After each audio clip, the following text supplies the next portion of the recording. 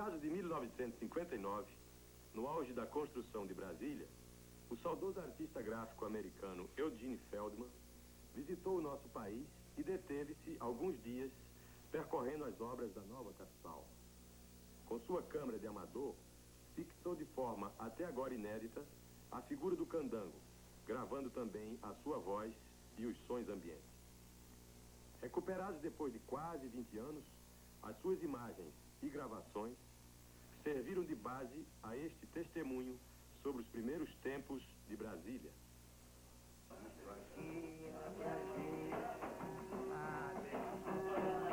Ninguém pode contestar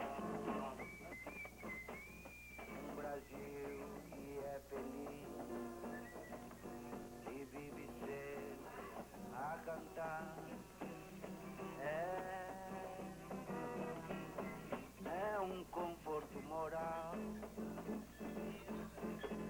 de um povo varonil. Isso é Brasil, isso aqui é que é, isso aqui é Brasil. Ninguém pode contestar um Brasil que é feliz e vive sempre a cantar. Isso é chegada, pelo jeito é chegada a Brasília. É um conforto moral. É um pouco. Agora o foco está melhor. Esse é o avião, um Vicomte, não é, em que chegou Juscelino. Não é a chegada de Juscelino, que era o Vicomte presidencial. Até então não se tinha esses aviões em linha. Esse é o Feldman, o americano que fez o filme.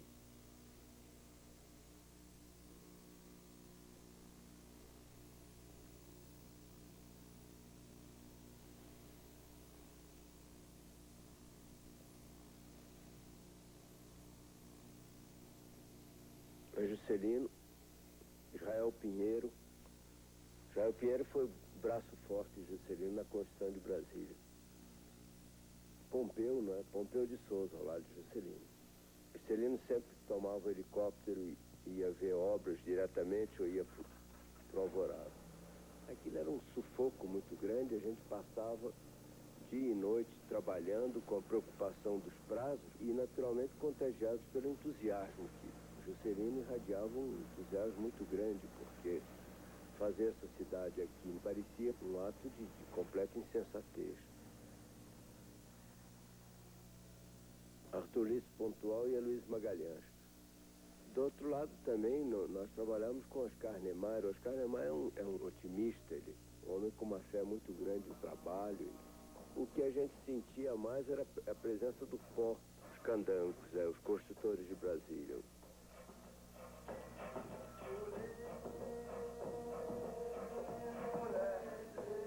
55, 56, a gente viu falar pela primeira vez, né?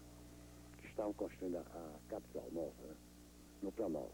Então a gente tinha a impressão que era uma coisa no fim do mundo, né? Embora a gente estivesse lá pelo norte de Goiás. Então, com a história de Brasília, a gente comprou uma rede dessas novilhas enxertadas. Então, em relação a Brasília, fala de Brasília, a gente colocou o nome da vaca de Brasília. Nasceu um bezerro, a gente botou o nome de Brasil. Então a gente ficou com aquilo na mente, né? A vaca Brasília, o bezerro Brasil, aliás, até perdi essa vaca para minha cunhada. E lá a gente se deslocou para Goiânia, e de Goiânia a gente se deslocou para Brasília, na época da construção. Tive a ocasião de criar durante alguns anos um rapaz de uma família dessas de operários. Eles viviam em condições de muita miséria. É o que ainda se vê hoje em dia, né? Não mudou. Esse é um elefante, era o tal do elefante Detefon, que um amigo do Juscelino deu esse elefante a Brasília, ele veio para cá, parece que sofria de reumatismo. Foi um dos fundadores do Jardim Zoológico. Mas coisas da guerra não parecia, tinha um aspecto de bombardeio, essa buracaria. Mesmo as casas lá, quando nós morávamos, quando chovia era lama por todo lado, né? Porque essa terra toda virava lodaçal. Demorava dias e dias de chuva torrencial. Não havia nada, não se tem. Para se ter uma ideia, o primeiro primeira vez que eu vi um churrasco aqui em Brasília, lá perto da Vila Planalto, pediram a gente que levasse garfo, faca e copo. E o churrasco estava demorando muito e, de repente, o pessoal com uma fome muito grande, a parte que estavam fazendo o churrasco foi atacada por uma verdadeira matilha de cães do cerrado. Os cachorros saíram correndo com os espetos, arrastando os espetos, e o pessoal atrás foram retomados dos cachorros os espetos. Isso é a ideia que você pode ter do conforto que se tinha.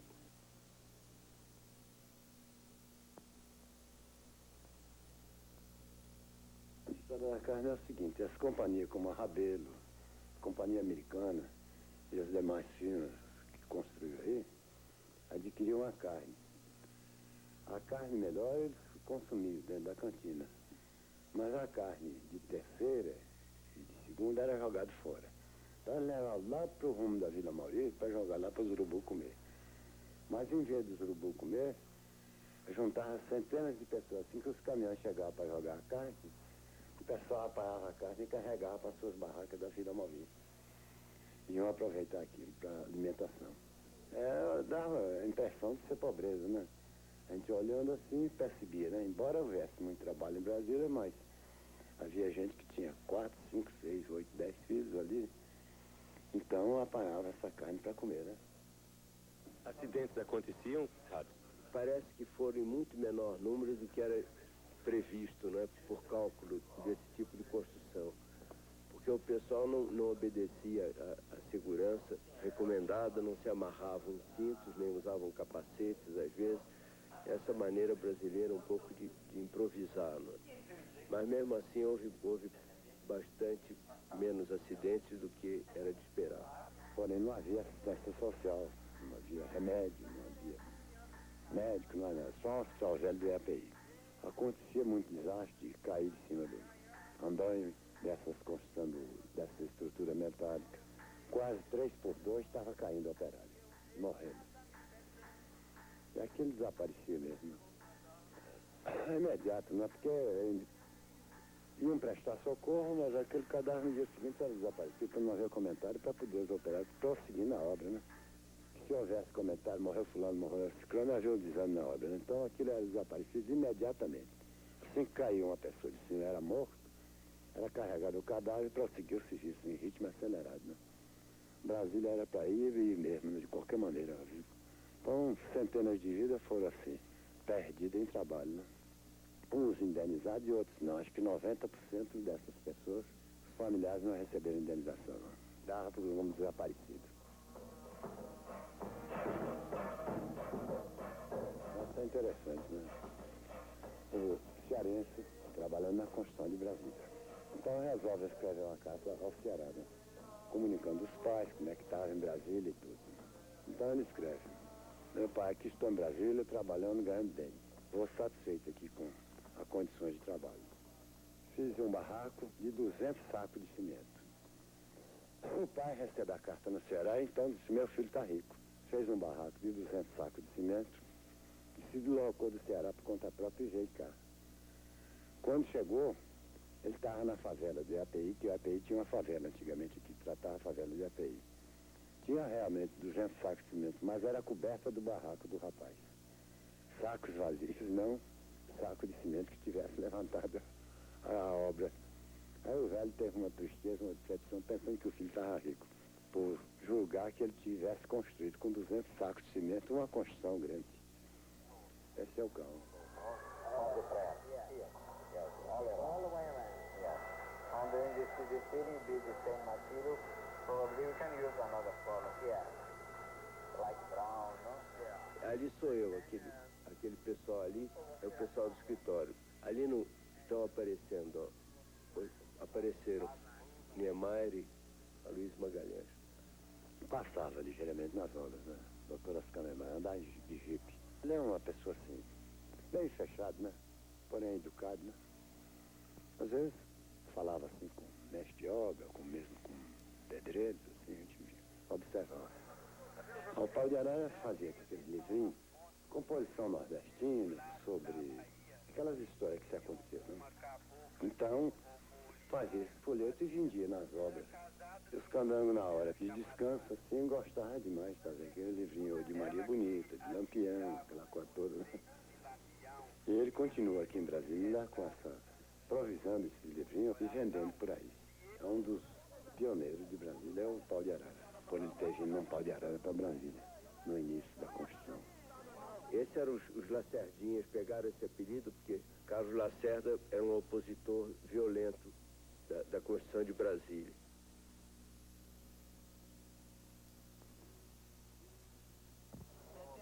É Núcleo Bandeirante mesmo. Aí é Mercado Diamantina, aquele antigo mercado que pegou fogo, né? Não, isso é o pessoal comprando, né? Vem assim na feira, vinha comprar roupa, vinham descansar num domingo, assim. Isso é um domingo, talvez, né? Quase não havia mulher em Brasília, né? Quase que era só homem mesmo. Poucas pessoas traziam família para Brasília, né? Ah, havia, assim, uma zona de meretriz, assim, no Núcleo Bandeirante, né? E às vezes faziam fila de 4, 5, 6 homens para uma mulher só. Isso aconteceu muitas vezes. Vinha mulher de Goiânia, de Patos de Minas. Então as mulheres eram poucas e aqueles homens ficavam em fila esperando ali. Não, eu não participava dessas coisas, mas a gente presenciava bastante, né? Sentir mal, sentia, né? Quer dizer, a turma levava isso no natural, né?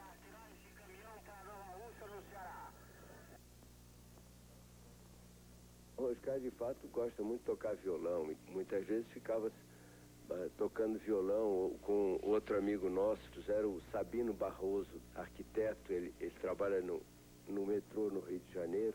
Ele é sobrinho de Ari Barroso, já está no sangue. Então, fazia-se com batucadas, isso nunca deixou de existir.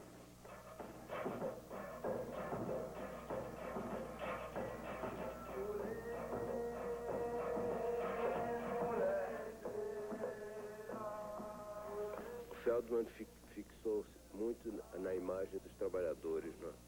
Para o americano, ele deve ter achado, inclusive, estranho como essa gente trabalhava naquele tempo sem muita proteção, sem esses capacetes, e trabalhando de sol a sol, porque esse pessoal, às vezes eram 2 turnos, né? mas faziam revezamento, mas eram ininterruptamente. A razão das águas é o seguinte, é uma coisa até muito interessante, ficou na memória do povo todo, porque aquilo impressionou. As comportas foram fechadas e as águas foram aproximando, devagarzinho, lá ia subindo, palmo por palmo, metro por metro, era um riacho, para formar o Lago de Brasília. O pessoal da Vila Maria ficou apavorado, fez 2 comissões, mas tinha que falar com o Rael Pinheiro, que era o presidente da Nova Casa. E o Rael Pinheiro não deu atenção. Não, a água vai subir mesmo e as comportas estão fechadas. Vocês se viram para mudar. Agora o certo é que a água vai subir. E a água vinha subindo nos primeiros barracos que já estavam na beira do riacho. Daquilo era cobra, era largata, era sapo. E a água chegou a inundar muitos barracos e ficar até pelo joelho. Até noite de família acordar com água já na cama. Porque a comporta tinha que subir, a água tinha que subir na comporta. Bom, eu fiquei sempre trabalhando nessa parte de painéis, de arquitetura, né? Já nessa ocasião, tinha uma opção de coisas para olhar, azulejos e relevo. Palácio da Alvorada tem uma opção de trabalhos na capela, tem a porta, o teto, desenho dos castiçais, o vitral, né? Depois, internamente, tem uma parede dourada com uma frase de Juscelino. Essa parede também foi um estudo que o Oscar me pediu para fazer. No Brasília Palace Hotel tem um painel e tem uns azulejos.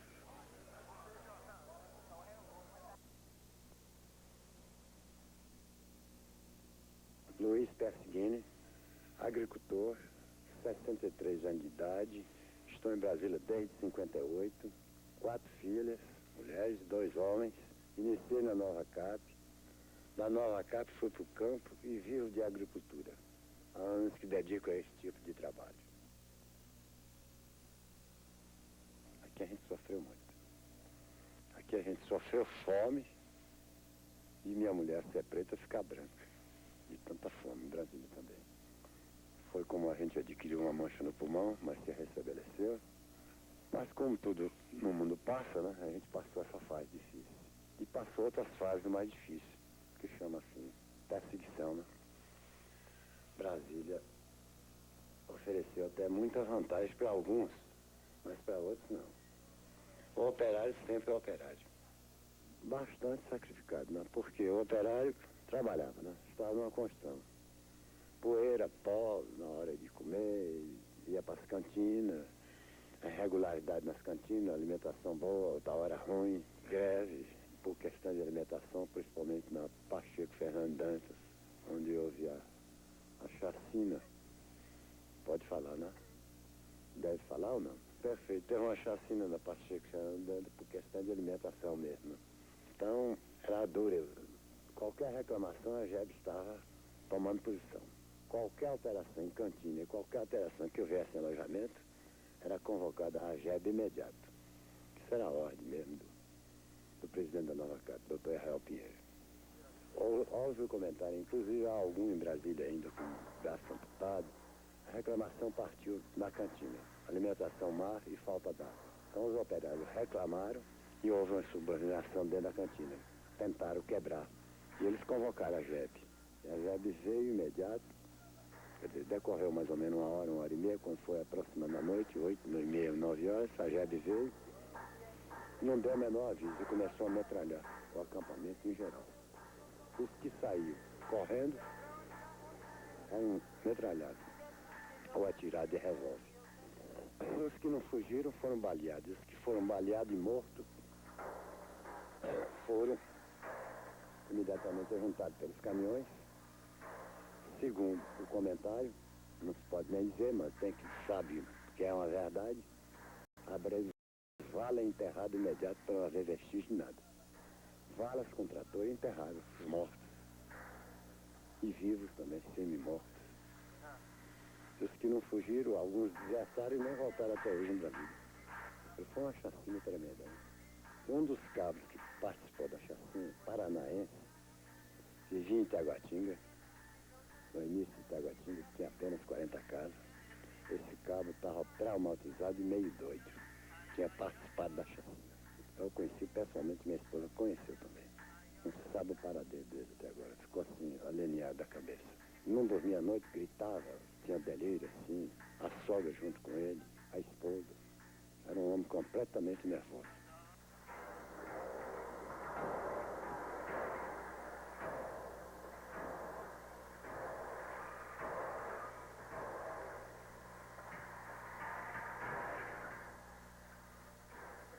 Terminando as obras, que elas ainda prosseguem ainda pouco, em ritmo menos acelerado, houve desemprego. Em 60, por exemplo, houve uma fome danada, um desemprego danado, com a entrada do governo do Jânio Quadros. Aí o candango não sabia para onde ir.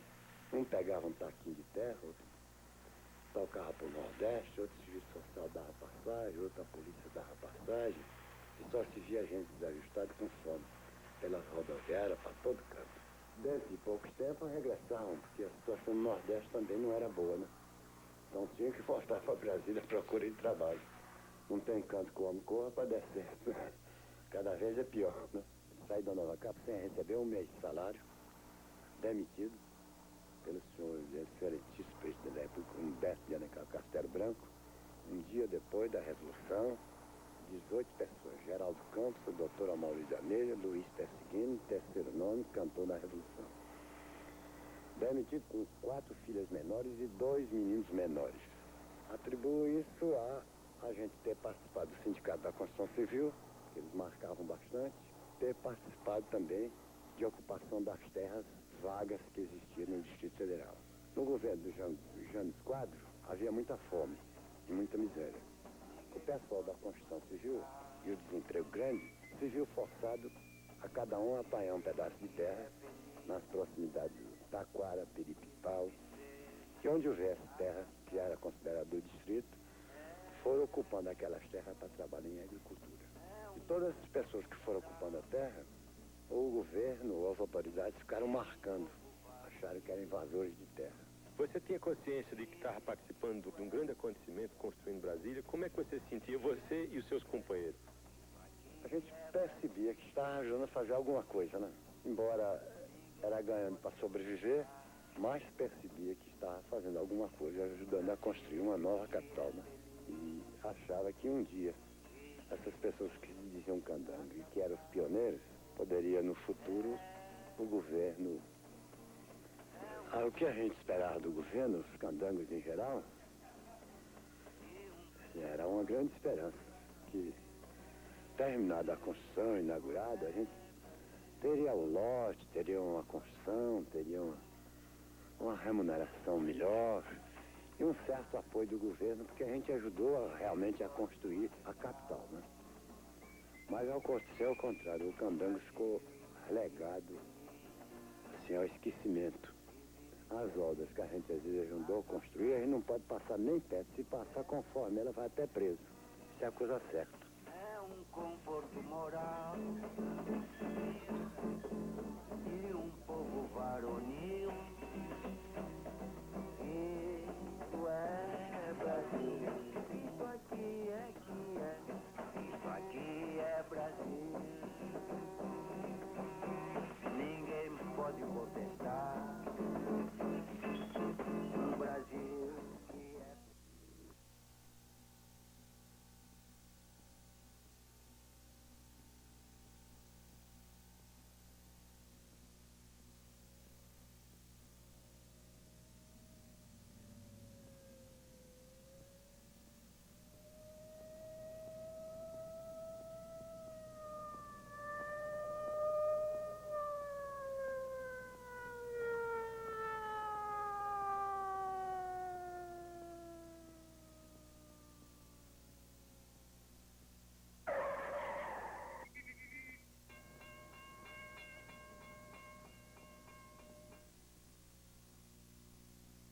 Megalópolis, cidade grega assim denominada, porque incorporou cerca de 40 cidades em 370 a.C.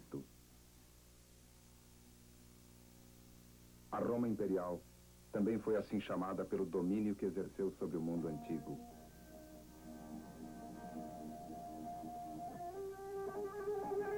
Megalópolis, gigantesca aglomeração urbana polinucleada em que várias metrópoles se integram num único organismo. Concentração espacial de um processo de desenvolvimento em grande escala. O termo é hoje aplicado à aglomeração urbana da fachada costeira do nordeste dos Estados Unidos, que inclui Boston, Filadélfia, Nova York, Baltimore e Washington. Com uma extensão urbana quase sem solução de continuidade, numa faixa de 800 quilômetros de comprimento e cerca de 150 quilômetros de largura, 40 milhões de habitantes e 10% do poderio industrial do mundo, a megalópolis constitui a área vital da economia norte-americana. Para muitos, uma megalópole tropical estaria em formação no sudeste do Brasil, resultante de uma futura fusão das duas metrópoles nacionais, São Paulo e Rio de Janeiro, e ainda a expansão da área urbanizada até Santos e Campinas. Esta hipótese é favorecida pela concentração de 69% da produção industrial do país nestas áreas, onde vivem 20% da população brasileira. O poder de comando que as duas metrópoles detêm sobre a economia nacional fortalece a imagem de uma provável futura megalópole.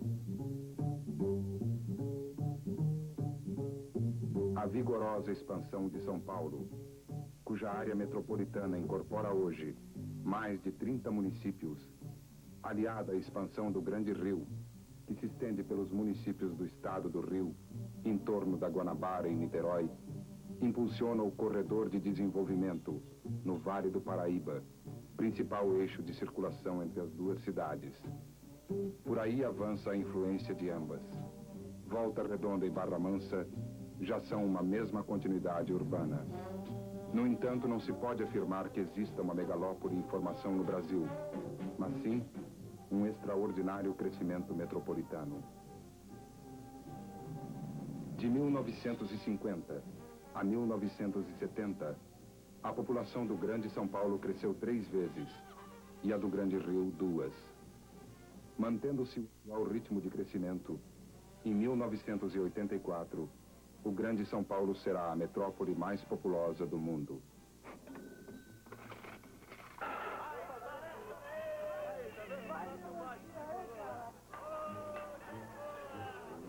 O crescimento das metrópoles depende em grande parte de suas relações com as regiões exteriores a elas.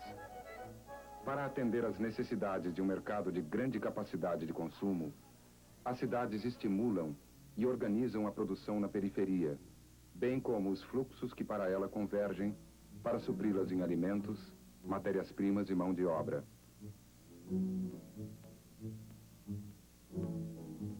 A função de centro de convergência das vias de circulação e meios de comunicação é vital para materializar as relações de complementaridade existentes entre as metrópoles e as áreas sob sua influência. Congregando populações das mais diversas origens, nacionais e estrangeiras, com interesses variados e engajadas em uma infinidade de atividades diferentes, nossas duas metrópoles apresentam forte heterogeneidade social. Criam-se, portanto, condições para ampla troca de informações, que conferem à metrópole alta propensão a inovações. Novos sistemas de abastecimento tornam-se necessários para atender a crescente massa de consumidores. A capacidade de gerar inovações confere às metrópoles poder de decisão e comando sobre as regiões periféricas, para onde difundem gradativamente as inovações nelas geradas, integrando a periferia no sistema de valores urbano.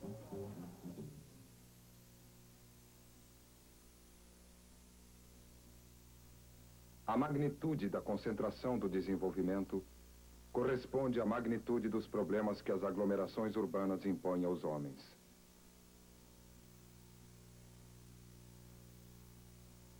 A febre de construções residenciais de forma não planificada, seguindo os interesses da especulação imobiliária, tem também sérias repercussões para a vida humana, no que se refere à poluição ambiental.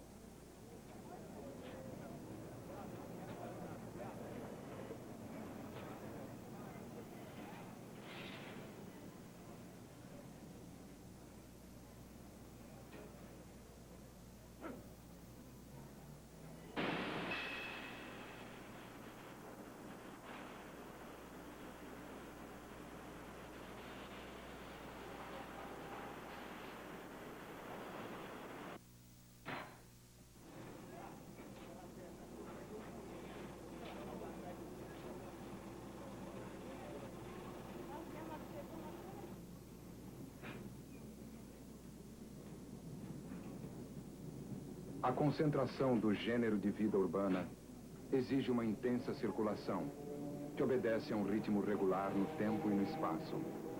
Este ritmo é dado principalmente pela ida e volta ao trabalho. Igualmente os locais de estudo, as atividades culturais e de lazer, as necessidades de suprimento, exigem deslocamentos diários. Esses deslocamentos tornam-se cada vez mais difíceis à medida que a cidade se expande em área, aumentando o tempo gasto dentro da condução e diminuindo a qualidade da vida.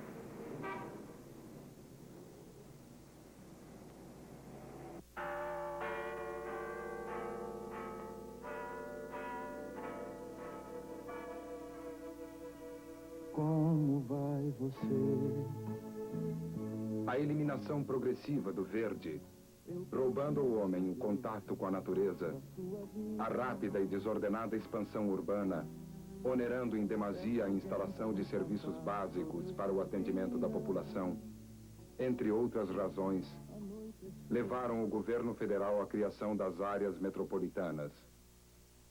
Cada área, embora incorporando municípios diversos, constitui uma unidade que necessita um planejamento conjunto de sua infraestrutura no que se refere à saúde, saneamento, habitação, transporte e lazer. Esses esforços podem trazer alívio e condições de vida digna ao homem?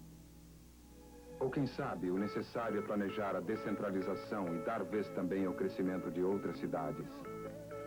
Será que já estamos correndo o risco da criação de um admirável mundo novo que substituirá a cidade antigo Foro da Liberdade, por alfavídeos plenamente aparelhadas através da tecnologia das comunicações de massa?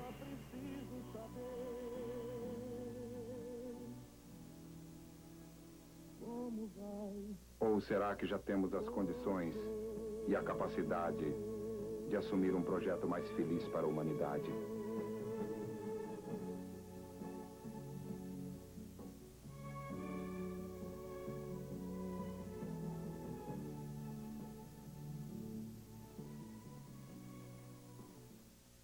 Reversível, 16 milímetros, né? E aí, voltando a Brasília, me chamou e mandou que me pediu para que eu examinasse o que é que havia ali. E quando eu vi, eu achei que era uma coisa extraordinária. O cara, embora fosse um material bastante precário como câmera, porque naquela época, em vez de você andar com uma digitalzinha, uma coisa, andava com uma 16 milímetros, né? Uma câmera amadora, mas que estava na mão de uma pessoa de uma enorme sensibilidade e que ficou muito tocado pelo que ele viu em Brasília, né? Ele visitou Olinda, Ouro Preto, etc. O Aloysio, como Cicerone, levou a toda parte. E em Brasília ele se apaixonou por aquilo que ele viu, pelos operários construindo, aquela coisa toda. E aí eu fui e propus a Aloysio que a gente resguardasse aquilo e realmente copiasse, fizesse um outro negativo para fazer a coisa. Então, quer dizer, mas esse tipo de imagem, ele entra em contraste com o tipo de imagem que tinha sido produzida até então de Brasília. Ah, sem dúvida. O que a gente tinha era uma visão, posso dizer, oficial, como não podia deixar de ser. O Juscelino levava príncipes e reis, aquela coisa, a visita de muita gente importantíssima a Brasília. E esse não, é mais uma tentativa de mostrar, vamos dizer, o dia a dia da construção, né? Porque Brasília foi consumida, eu costumo dizer o seguinte, Brasília, como a vista, foi consumida e consabida como uma grande produção. E usando, assim, o jargão cinematográfico, era uma super produção com roteiro de Lúcio Costa e direção do Oscar Niemeyer, bancada pelo grande produtor Juscelino Kubitschek, né? Mas também foi uma saga coletiva da maior importância, usando-se até, de uma certa forma, a migração interna. Você tinha gente de toda parte no Brasil. Um grande contingente que veio do Nordeste, por exemplo. E foi incrível porque muita gente se qualificou, muita gente que só conhecia a enxada, verdadeiras, vamos dizer assim, bestas de carga no trabalho, conhecia menos, talvez, do que a enxada. E em Brasília o cara conheceu o fio de plumo, conheceu as novas técnicas e rapidamente assimilaram. Isso é extraordinário. E a tal história, enquanto construíam a cidade, foram também se autoconstruindo como cidadãos. Isso deu uma consciência enorme a essas pessoas, né? Fundaram um sindicato da construção civil a partir de Brasília. A primeira vez, lá, pelo menos. Agora você faz um comentário, né? Estamos em 59, a gente estava comentando aqui, quer dizer, um ano antes da construção, né? E o que você, da inauguração, e você não tem, quer dizer, você vê um canteiro de obras que parece devastado, uma região, assim, poeira, quer dizer, é muito impressionante essas imagens. Havia uma pressa muito grande em fazer, porque não podia ficar eternamente fazendo uma cidade com essa proporção. Uma cidade feita, como disse o Dr. Lúcio Costa, uma cidade feita no deserto. Né? Até hoje, Brasília tem um pouco isso, porque ali tem o rigor do clima, tem toda essa coisa. E tinha que ser rápido, tinha que trabalhar 18 horas por dia. E tudo, e a visão do Perseguini, eu acho que é uma visão, quer dizer, ele era do sindicato, né, quer dizer, e uma visão ele também... Ele seria depois do sindicato, porque houve uma coisa terrível, que foi um massacre, uma maluquice de pessoas, assim, recrutadas, né, por aí, né, que era uma guarda especial de Brasília. Não havia uma polícia estruturada, não deu tempo, não havia tempo nem como fazer vamos dizer assim, os 10 escalões da justiça. Então não tinha um delegado. Tinha uma guarda especial e um dia se atritou com os trabalhadores e houve uma coisa por conta própria. E é a primeira vez também que se conta esse episódio, né? Aliás, é a primeira vez. Ele pergunta, posso falar, não posso falar? Como o filme foi feito ainda, o Brasil estava abrindo, aquela 79, coisa, né, por aí. anistia, não sei o quê. O camarada, como era daquele tempo... Posso falar ou não posso? Ele me pergunta, posso falar? Ora, fala aí que você bem entender.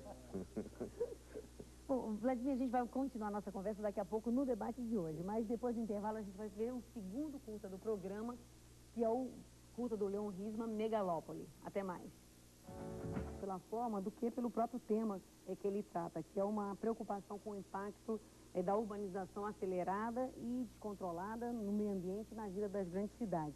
E também criando eixos de riqueza, mas também de desajustes e de problemas sociais. E também é um filme pioneiro sobre o tema ecologia. A gente vai assistir o filme e depois a gente volta para conversar com o diretor de cinema e TV e produtor também do filme, que é o Luiz Fernando Goulart. Até mais.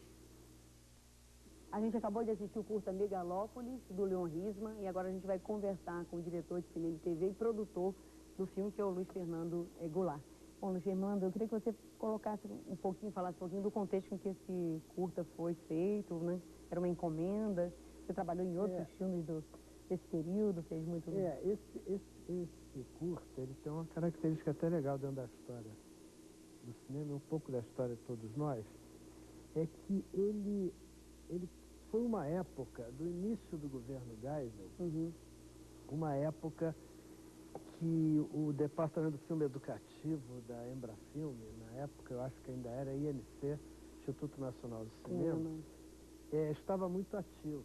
E lá tinha um professor que resolveu conseguir uma verba para a produção de filmes educativos que seriam distribuídos às escolas do Brasil todo, ou colocados à disposição dessas escolas.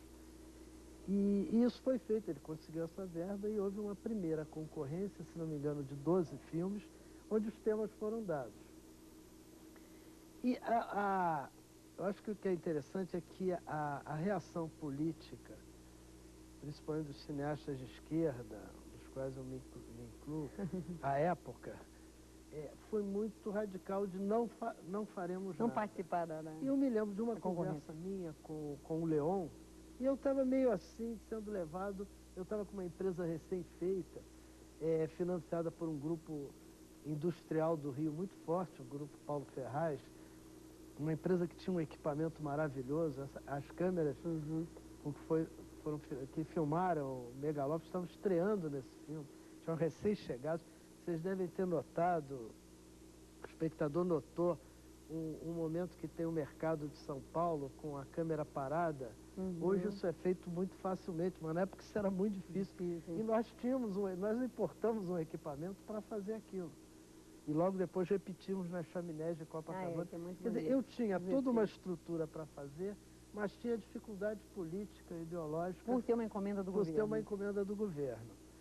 Eu pensei muito e, por sorte, fui conversar com o Leon, que me veio com uma outra visão. O Leon olhava muito para frente, né? O Leon era uma pessoa ligada na história, porque ele era um materialista histórico, marxista, mas olhava muito para frente. Ele tinha uma visão sempre otimista da vida e sempre de construção. Ele estava sempre pensando na construção.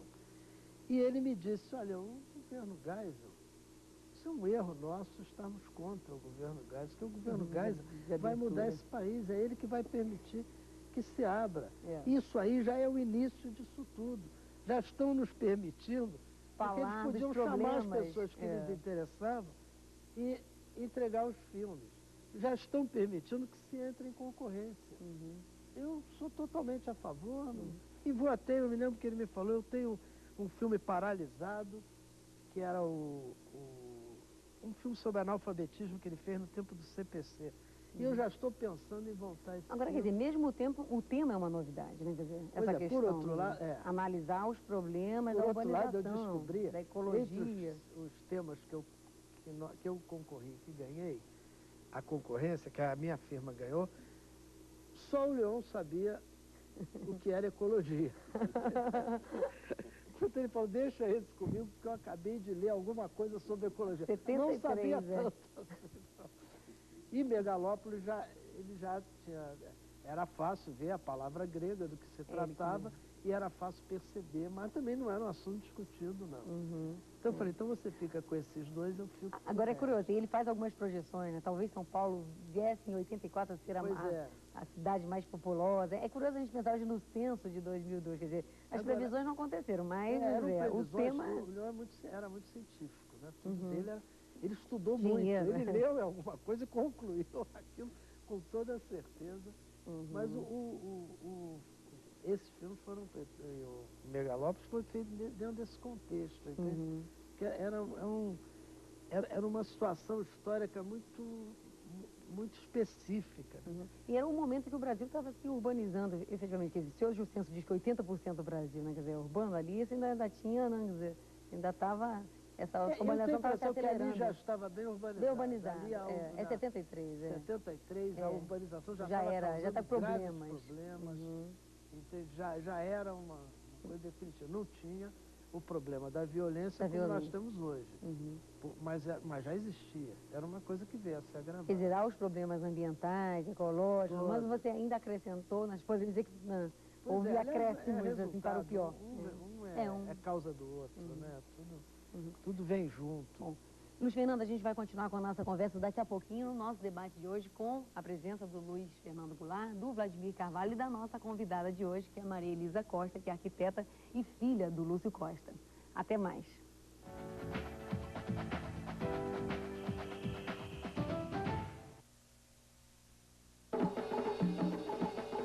Todo mundo se interessa pela vida. Bem, toda a questão da urbanização, como é que você vê isso? Esses dois filmes hoje, né?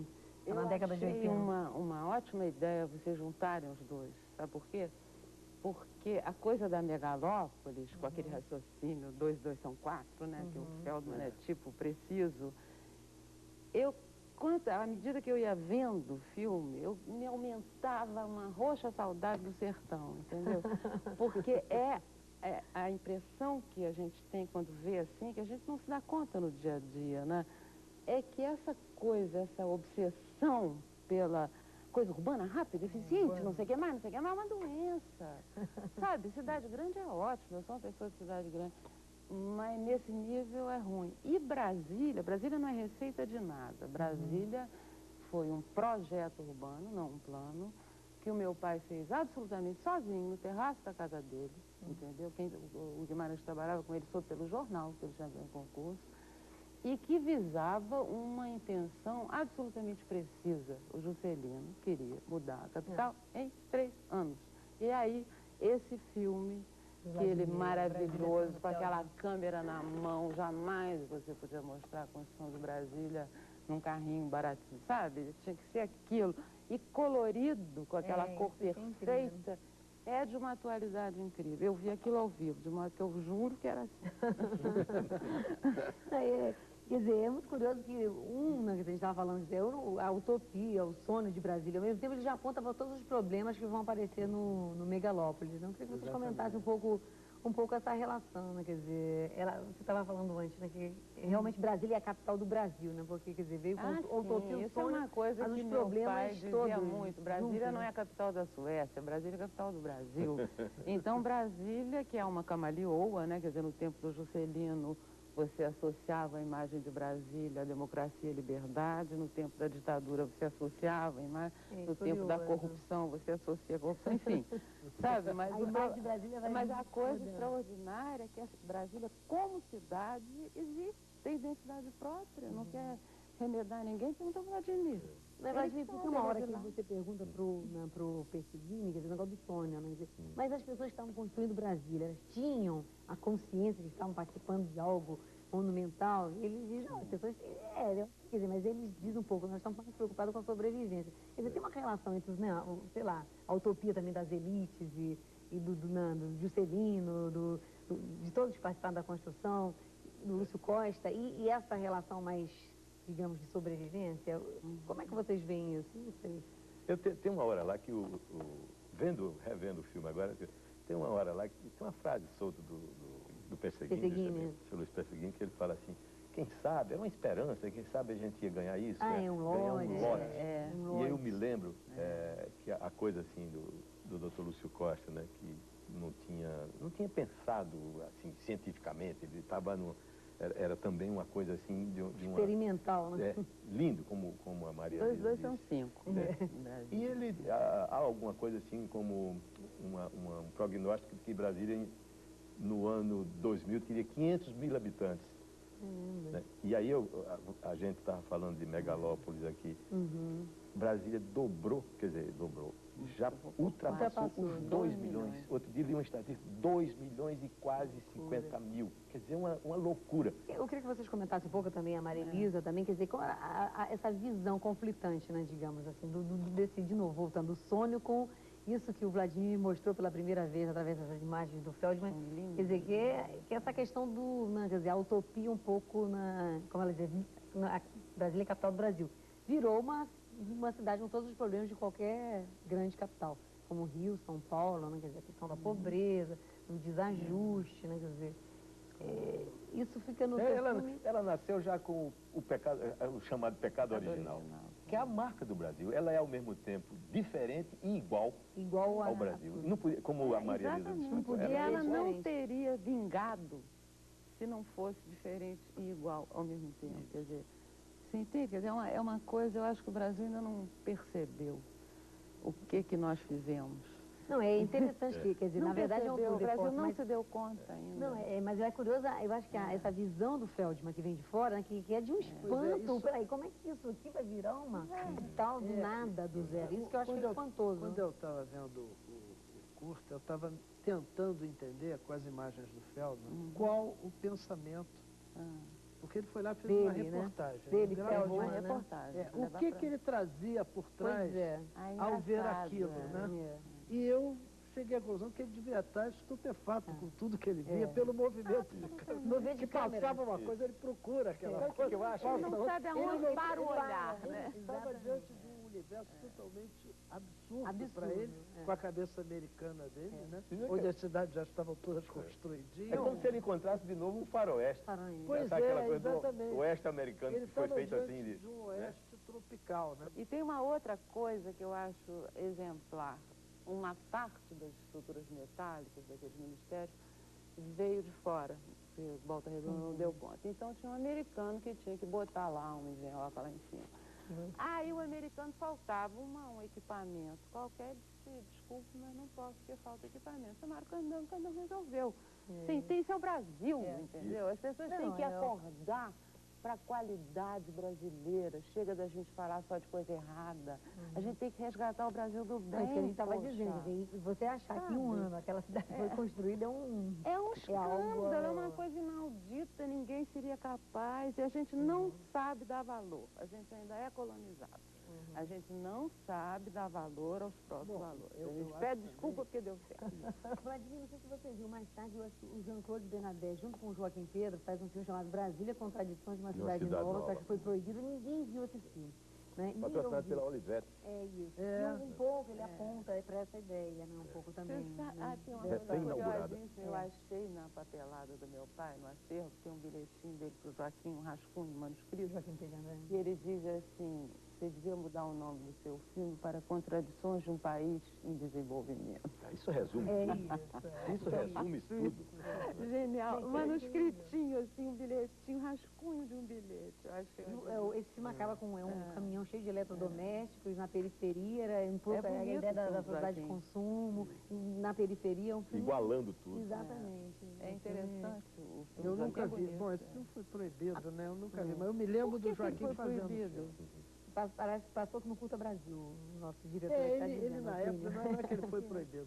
O que eu sou... Foi proibido no Festival de Brasília, eu acho. Quer dizer, no Festival de Brasília não, foi proibido... a própria Olivetti, na época... Também não gostou. Não gostou e afastou o filme, e aí ficou inviabilizado. Agora, em relação ao Megalópolis, por exemplo, porque ele tem toda a crítica também, né? Quer dizer, a questão da urbanização, ele acaba com um tom humanista, positivo, falando da necessidade de transformar, mas é um filme super crítico, né?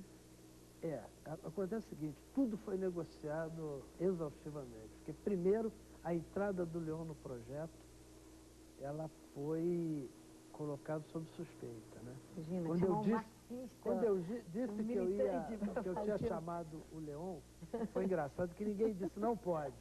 Claro, vai ser assim, mas não era melhor. Quem sabe talvez. Não, e aconteceu o seguinte, eu estava montando um filme, ao mesmo tempo, praticamente, sobre o Projeto Caldeirão, que ninguém sabia do que se tratava, e o Leão fazendo o Megalópolis na sala ao lado. E vinha, a cada 3 dias chegava um coronel para ver o filme do Leão. E o meu ele passava direto. Eu acho que ele sabia. O Projeto Caldeirão deve ser alguma coisa do governo, tudo bem. Mas o do Leon, ele estava sempre lá. Bom, gente, nosso tempo acabou. Eu queria agradecer aqui a presença do Vladimir Carvalho, Luiz Fernando Goulart e da Maria Elisa Costa e convidar vocês para o nosso próximo programa. Até mais.